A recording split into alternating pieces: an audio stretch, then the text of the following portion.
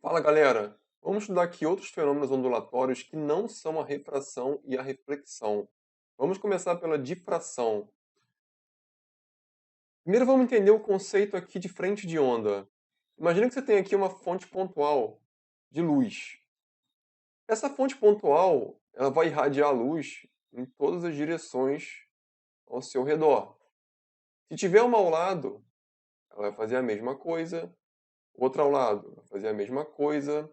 Quando você olha cada fonte dessa, como ela se projeta, vamos dizer, ali para cima, cada uma vai formar um arco, ó, que encontra outro arco, que encontra outro arco, e assim por diante, considerando que está uma ao lado da outra. O que a gente vai ter, em geral, é que se a gente pegar o que elas têm em comum, que é essa parte daqui, ó, toda essa parte aqui de cima, ó, que toca cada uma delas, é como se a gente tivesse uma coisa plana, uma reta, né? Essa reta a gente chama de frente de onda, tá? Então, isso aqui é a frente de onda. A gente então não desenha dessa forma. A gente desenha o tracinho, tá? Simbolizando a frente de onda. Então, quando você vê aqui esta imagem, o que você está vendo é que você tem vários pontos focais aqui de luz, tá? Isso tudo forma uma frente de onda. A gente sabe que a seta indica, ó, que está indo para cima, que a gente pode substituir todos esses pontinhos por um único traço aqui que simboliza todas essas fontes pontuais de iluminação. O nome disso é frente de onda. Veja que você não precisa ter necessariamente uma coisa reta. Se você tiver essas fontes pontuais formando uma espécie de arco, o que você vai ter é que cada arquinho que ele tiver aqui, que é a projeção dela, ó, uma ao lado da outra, no fim das contas vai formar realmente um arco, ó, como está aqui nesta imagem. Então você vê que ela está se projetando não só para frente, mas está se projetando, ó, em vários sentidos diferentes, ó, formando exatamente esse arco. Então é uma espécie diferente ali, mas que no fim das contas é também uma frente de onda, tá? Isso é importante porque a gente vai analisar a partir disso. Então, quando uma onda se propaga, ela vai ter sua onda, né? E sua onda vai ser basicamente a frente de onda que a gente vai simbolizar. Entre cada frente de onda, a gente vai ter a distância de um comprimento de onda. Tá? Então a gente pode ter um comprimento de onda grande e podemos ter também um menor. E lembra que o comprimento de onda é o tamanho da onda. É o tamanho da onda quando ela se repete. Tá? Então observe aqui as animações. Repara aqui no meio que você vai ter na difração uma coisa muito interessante. Normalmente, se você tem um buraco, por exemplo, um muro, um buraco no muro. Se você jogar uma bolinha, essa bolinha vai passar pelo buraco e pronto. Se tiver uma bolinha aqui ao lado, chance grande dela bater aqui e simplesmente voltar. Se tiver uma outra aqui ao lado, chance grande dela bater aqui e voltar. Então, assim, num caso de um muro e bolinha, só vai passar a bolinha se for no centro do muro ali. Se der para passar uma, ótimo, duas, ótimo, mas não vai acontecer nada além disso, o resto vai bater e vai voltar. Quando você fala de onda, né, no caso aqui do fenômeno da difração, acontece uma coisa um pouco diferente, tá? Você imagina que você tem um buraco, de fato como se fosse um muro, e você vai ter ali, por exemplo, uma onda qualquer, mas no caso vamos falar da luz. A gente já sabe que a luz pode ser simbolizada também ou pelas bolinhas, né, que a gente tem, como você viu antes, ou pela frente de onda. No caso de uma bolinha, o que é diferente em relação à onda em si? Quando ela chega aqui, ela não atravessa como se fosse uma bolinha. Lembra que ela irradia ao seu redor. Então, quando ela chega aqui, ó, ela tem a capacidade de irradiar a luz ao seu redor. Então, se você tem uma frente de onda completa chegando, como está na animação ali, ó, são vários pontinhos chegando, o que vai acontecer é a mesma coisa. Quando eles chegarem aqui, seja lá quantos forem, bem ali no meio do buraco, da fenda, o que vai acontecer é isso daqui. Eles vão basicamente, ó, gerar uma outra frente de onda mais curva, como você viu anteriormente. Então observe aqui na animação que é isso, ó. Você tem um tracejado que é a frente de onda, quando chega ali no buraco na fenda, a luz difrata, a onda difrata. Difratar é isso, é passar por um obstáculo. Ela tem um obstáculo dela, que é um buraco muito pequeno, mas mesmo assim ela consegue passar. Mas ela não passa só, como você viu aqui, em linha reta. Ela passa, mas passa se abrindo.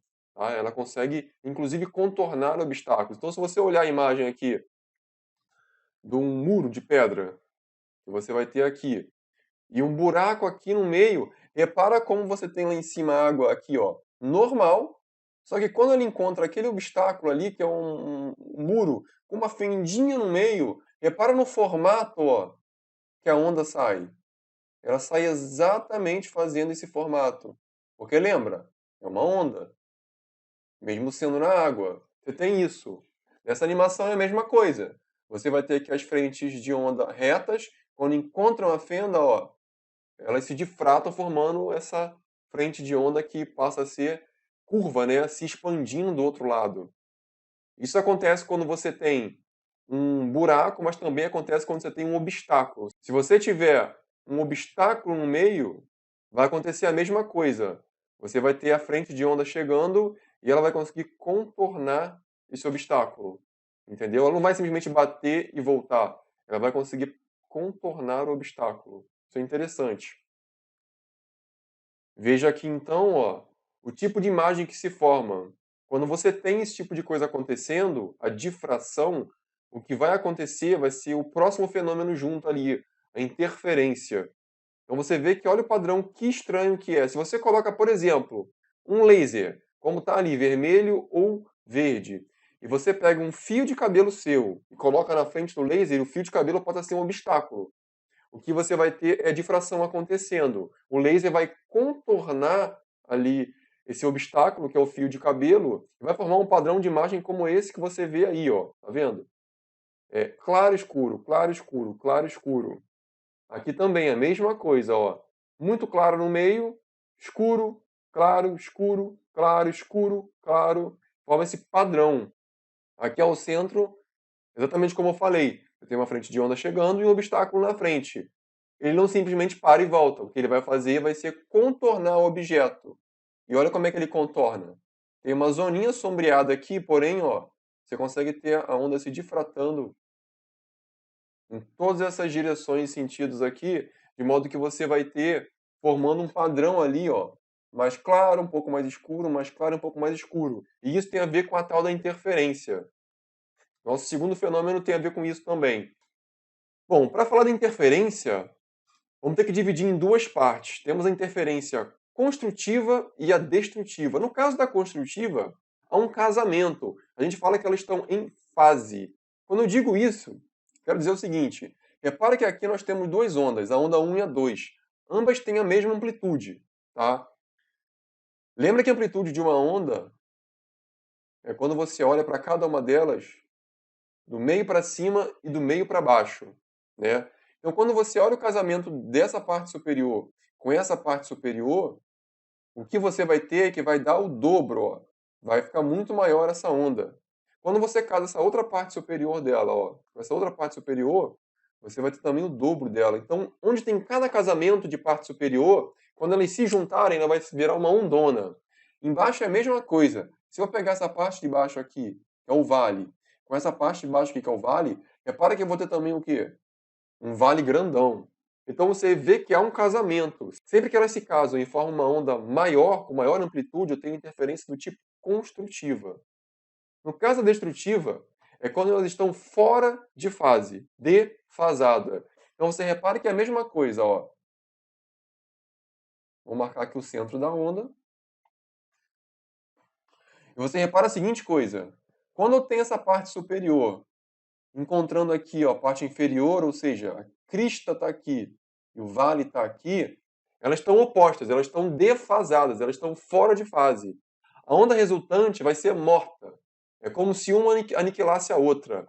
Um casamento de uma construtiva com uma destrutiva dá ruim. Isso vai ser uma onda morta. Então é por isso que você vai ter aqui essa linha, ó. Você não vai ter nada assim ou nada assim. Você vai ter simplesmente uma coisa morta. Veja que logo depois a gente vai ter o casamento aqui, ó. de uma parte inferior, um vale, uma parte superior, que é a crista. O que você vai ter? Bom, se você vai ter justamente o oposto, a oposição de cada uma delas, novamente você vai ter o quê? Nada. Você vai ter de novo destrutivo. E assim por diante. Por isso que a onda resultante aqui, quando elas estão fora de fase, é uma linha. Não tem onda. Você matou porque você colocou uma interferência do tipo destrutiva. Por isso que o nome é destrutiva, porque destrói. Tá? Se você tiver uma coisa luminosa contra coisa luminosa fora de fase, você vai ter uma coisa apagada, porque não vai ter mais onda para você enxergar. E aqui na animação é a mesma coisa. Quando você tem aqui o vermelho com o azul se encontrando em cima, você repara que você vai ter o roxo, ó, lá no topo. Quando você tem um vermelho com o azul aqui embaixo, ó, se encontrando, repara que você vai ter, ó, uma amplitude somada que vai dar o vale. E quando elas se encontram aqui no meio, que não está nem em cima nem embaixo, não tem nada. Ali é um ponto morto, tá? Então repara que quando você olha aqui, ó, duas fendas. Existe um famoso cientista, né, o Thomas Young, ele fez experimento com duas fendas. Então, o experimento da dupla fenda de Young. O que você vai ter é exatamente um padrão como esse. Você vai ter a frente de onda aqui, ó, como você já conhece, chegando ali retinha. Só que ali ela encontra duas fendas. E quando encontra duas fendas, você vai perceber que elas formam o padrão que você já conhece, ó. Só que você vai perceber que a de baixo também forma esse padrão. Então você vai ter vários pontos, ó, em que elas se encontram. Você repara que vai acontecer, ó,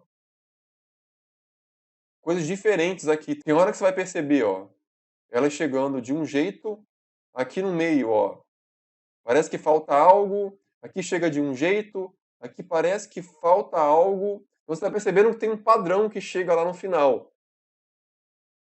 Repara aqui na animação à direita que você tem o seguinte: você vai ter uma frente de onda assim e outra assim, uma frente de onda assim e outra assim, pontilhado e pintado. É como se fosse isso aqui, ó. Ela tá assim, ela tá assim. Ela tá assim, ela tá assim. Isso vai ser útil por causa do seguinte. Repara que quando ela passa para o outro lado, passando pela dupla fenda, a gente vai ter uma coisa que pode ficar, ó, assim e assim, assim e assim. Então você nota que isso quer dizer que você pode ter alguma coisa também com esse padrão, ó, desse jeito. Ou seja, partes com cristas e partes com vales. No que isso é útil? Quando você analisa aqui, ó, que eles passam do outro lado, você repara que você vai ter aqui, ó, pontilhado com pontilhado, preenchido com preenchido, pontilhado com pontilhado, preenchido com preenchido. Quando você tem um encontro do pontilhado com pontilhado, está em fase. Isso quer dizer que você vai estar encontrando, por exemplo, um vale com um vale. Perfeito. Um vale com vale, interferência é o quê? Construtiva. Observa lá, ó. Construtiva. Quando você tem crista com crista, construtiva. Vale com vale, construtiva. Crista com crista, construtiva. Quando você tem o contrário, você vai reparar agora que vai aparecer aqui, ó. Pontilhado com não pontilhado, pontilhado com não pontilhado, pontilhado com não pontilhado. O que você vai ter é interferência destrutiva. Você vai ter justamente isso que vai estar encontrando isso. E isso a gente sabe que é destrutivo. É isso daqui. Por isso que você vai ter uma coisa que vai formar claro, escuro. Aí depois você vai ter claro, escuro. Depois você vai ter claro e escuro, porque uma parte vai ser interferência construtiva, destrutiva, construtiva, destrutiva, construtiva. Exatamente por isso que você vê nessa imagem daqui que tem uma parte que chega e uma parte que parece vazia, uma parte que chega e uma parte que parece vazia. E não é à toa que no experimento da dupla fenda de Young é o padrão que você tem. Como falado, ó, se você observar, quando você tem as duas fendas e elas vão se encontrando aqui nessa figura, o que você vê é que está claro, escuro, claro, escuro, claro, escuro, claro, escuro. Porque você vai ter partes se encontrando e partes desencontrando. Então aqui também simboliza isso, ó. Se você coloca o anteparo aqui, né, alguma coisa que você possa ver a luz chegando, o que você vai notar é exatamente isso, ó. Onde elas se encontram, aqui, ó, o que vai formar? Max. máximo, você vai ter uma luminosidade aqui. Quando eles se desencontram, quando você tem, como foi apresentado anteriormente ali, uma crista encontrando um vale, mínimo, ou seja, matou, aniquilou, destrutivo, e assim por diante, ó. Máximo, mínimo, máximo, mínimo. O que você vai ter de padrão de imagem é o que você está vendo aqui, ó.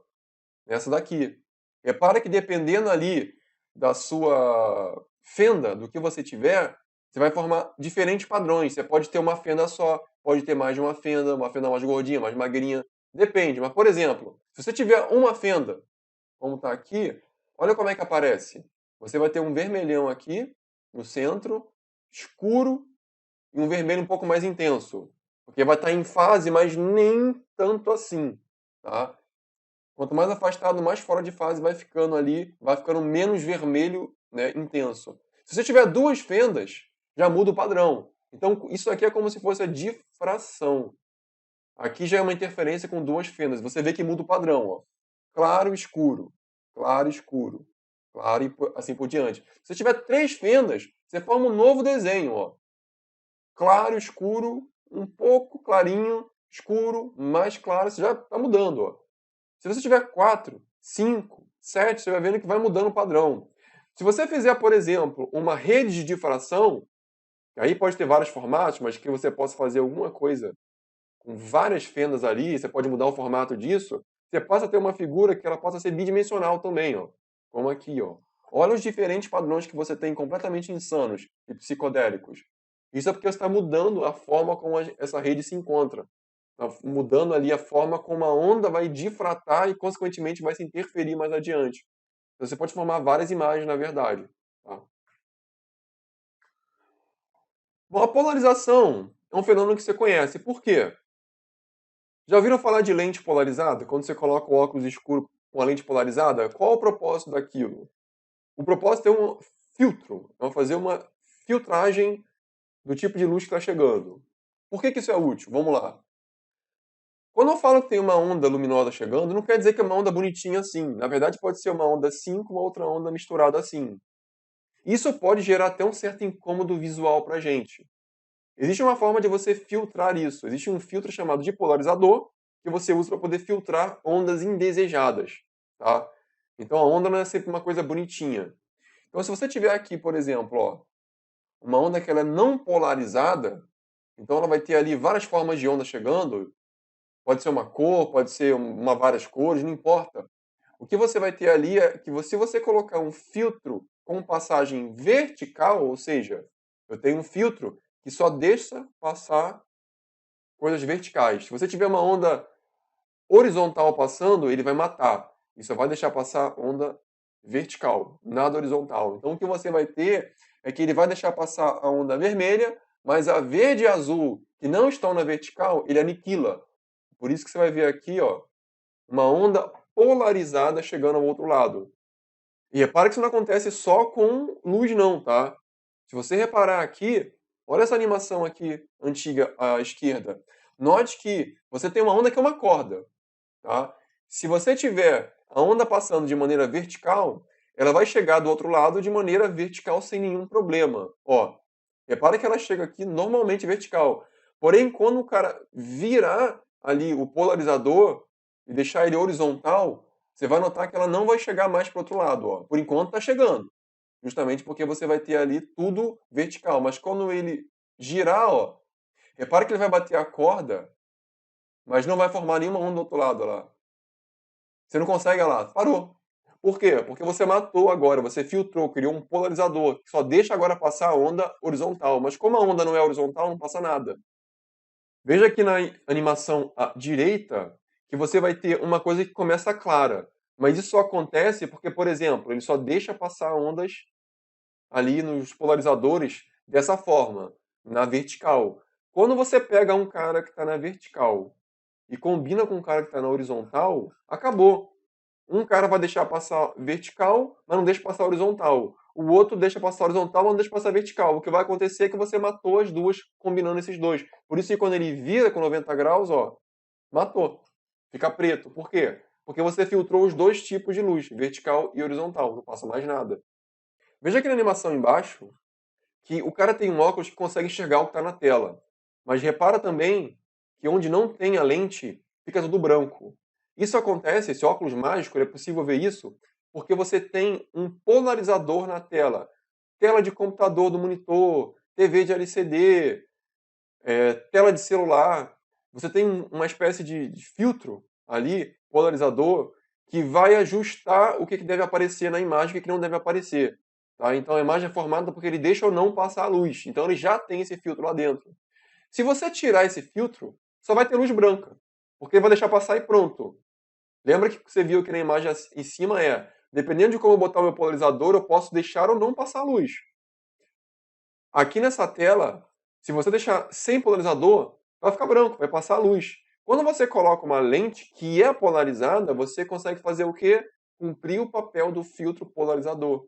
E assim você consegue ter a imagem passando porque você colocou o filtro que foi tirado ali da tela. Então é como se fosse um óculos mágico.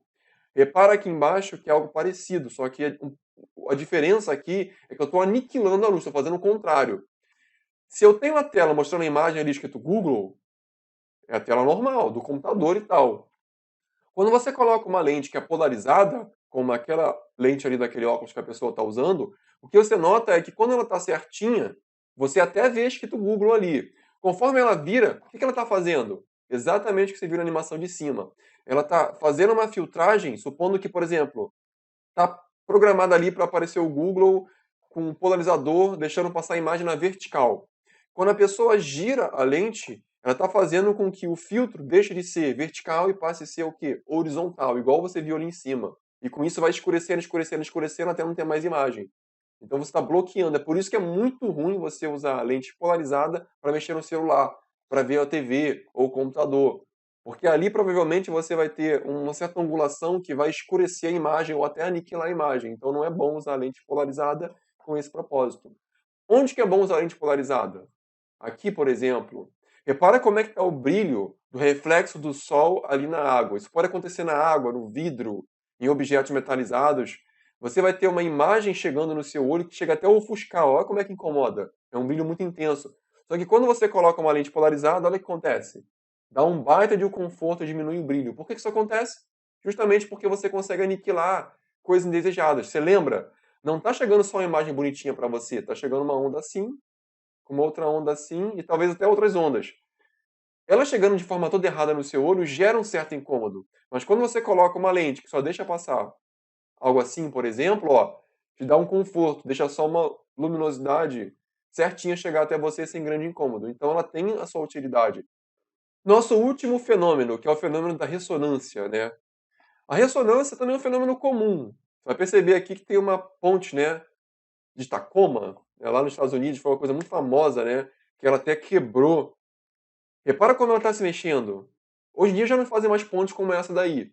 Mas repara como ela se mexe de forma até exagerada. Ela quebrou. Isso tem um pouco a ver com a ressonância. Não é só a ressonância responsável por quebrar a ponte, tá? Tem outras coisas no meio. Mas a ressonância tem um papel importante. O que é essa tal de ressonância? Note quando você vê aqui, o cara está empurrando provavelmente a criança ali, né? Filha, não sei, o filho dele ali. Repara que aqui a coisa acontece de forma diferente. Na primeira animação, ele fica empurrando toda hora, toda hora. E a criança não consegue subir. Repara que à direita ele só empurra quando a criança chega. Ó. Ela chega, ele empurra. Ela volta, ele empurra. Na primeira imagem, não. Ele simplesmente fica empurrando antes da criança efetivamente chegar num ponto certinho. Então, o que ele está fazendo na segunda animação é um reforço. A criança é empurrada, quando ela chega, você dá um toque e ela vai mais alto. Quando ela chega, você dá um toque, ela vai um pouco mais alto. Isso é um estímulo que você faz sempre na frequência certa. Então, ressonância tem a ver com frequência. É quando você faz uma coisa de forma certinha, frequente. Note aqui nos diapasões que vai acontecer um fenômeno interessante.